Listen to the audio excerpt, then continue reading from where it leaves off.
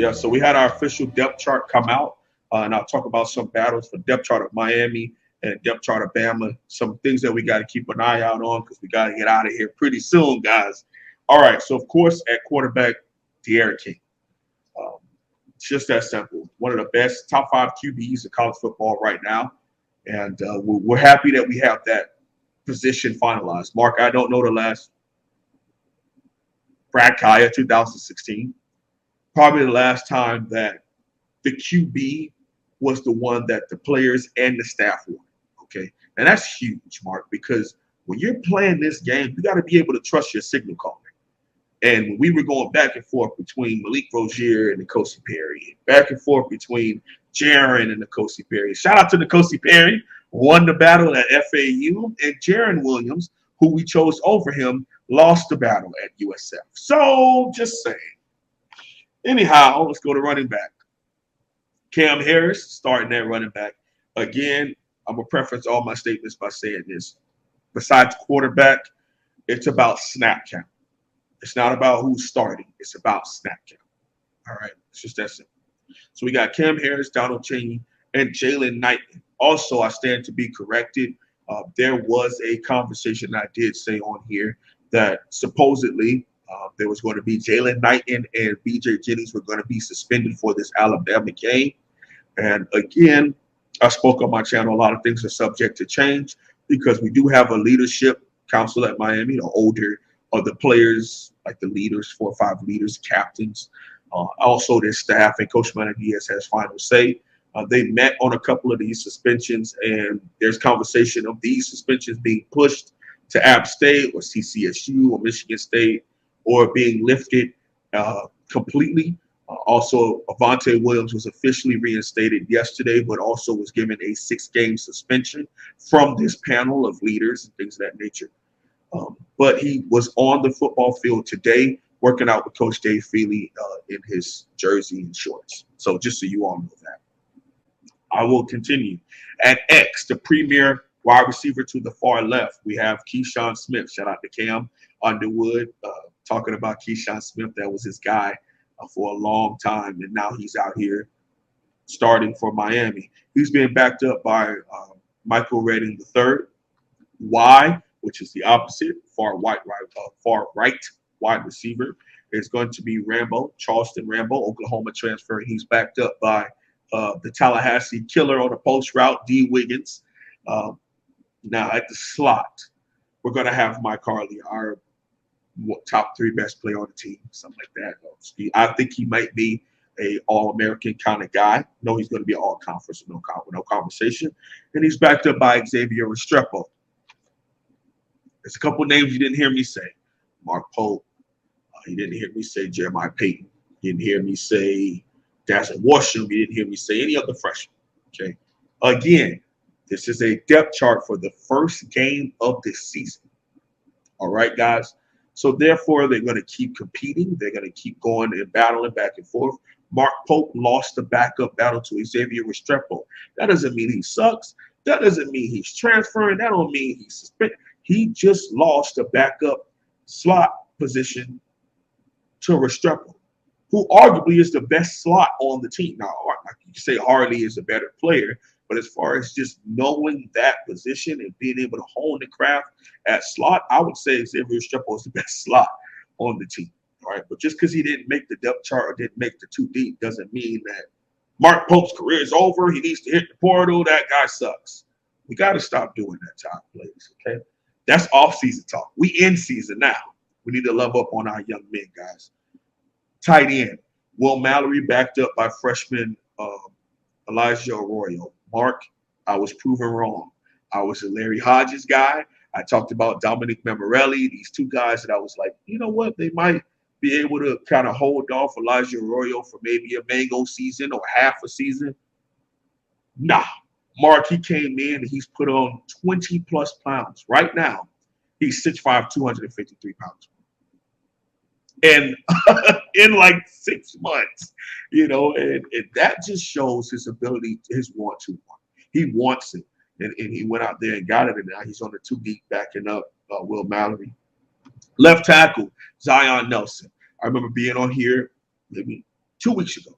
And it was a big question mark about Zion Nelson and his health. They were holding him out because they wanted him to be completely healthy for this game. So due to the information we have right now, Zion Nelson is healthy enough to be out there and will start for this game. He's backed up by Jared Williams. Left guard, you have Jalen Rivers, who's backed up by Usman Traore and Cleveland Reed.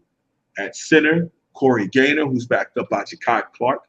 Now, Jakarta Clark is that left guard I was talking about last year, who I spoke on, that was 305 pounds starting at left guard at 19 years old. Can't have that, man. He's not ready. He needed a couple more mango seasons, and now he's at his premier position. Center, right guard, you have Navon Donaldson. At right tackle, you have DJ Scaife, going back to his original position where he started here in 2018 and had to move on the inside in 19 and 20 because we didn't have anybody else. Defensive side of the ball, strong side defensive end. You have Zach McLeod, backed up by Chance Williams.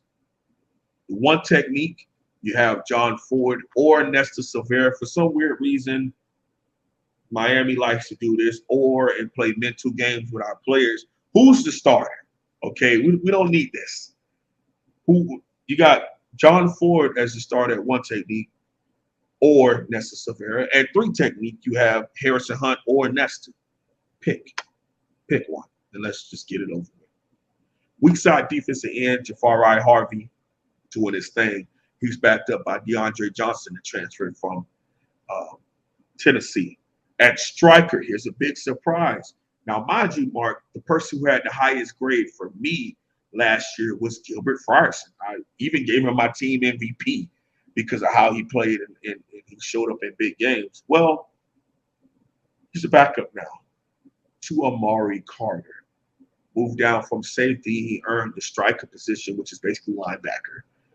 He earned the striker position. So I guess it's a good 2 deep in my opinion.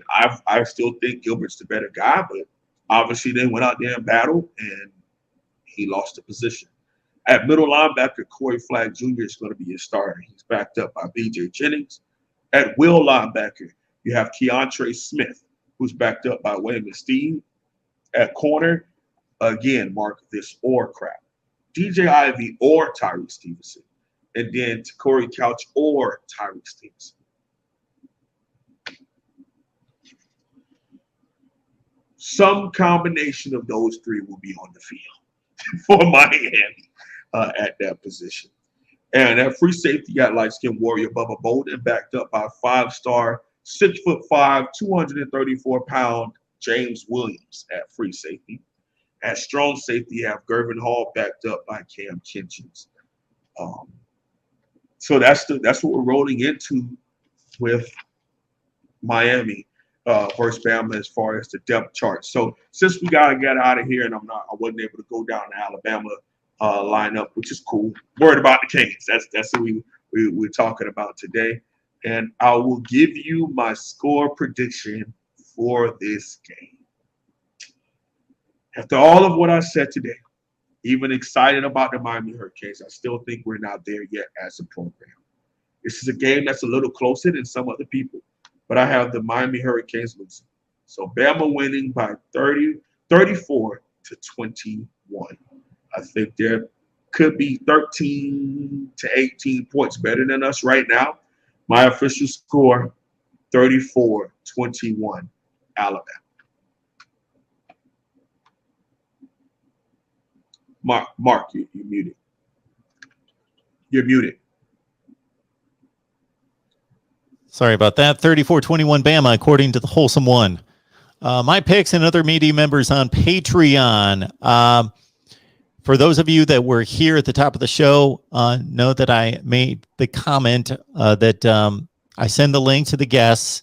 That's the way it works. Usually send it in plenty of time. I send it in plenty of time to the Wholesome One as well. For some reason, we've got some kind of connection issue. So anyway, my apologies. We started about 15, 16 minutes late this week. I will make a note of it to get the link to the Wholesome One sooner so we can start on time at 1 o'clock Eastern. Everybody, we've got a post-game show right here at the Voice of College Football Miami right after the Alabama game, so please join us for that. And help me keep me awake on my 24-hour live stream, which starts at 2 a.m. Wednesday night, Thursday morning. All right, Wholesome One. We appreciate it. Again, man, I appreciate each and every one of you all for being here. Hopefully you subscribe, hit that like button, hit that notification bell. Don't leave it at personal. Go up and hit all. And if you haven't swung on over there to my channel, go ahead and do so. Again, I do apologize about the content I gave last week. We apologize for being tardy, but I made sure to bring the energy and I made sure to bring the great quality content that I love here. And thank you, Mark, again, for allowing me to use this platform to represent that you and to represent my family. Thank you so much, Mark. Y'all have a great rest of your day. Go Canes.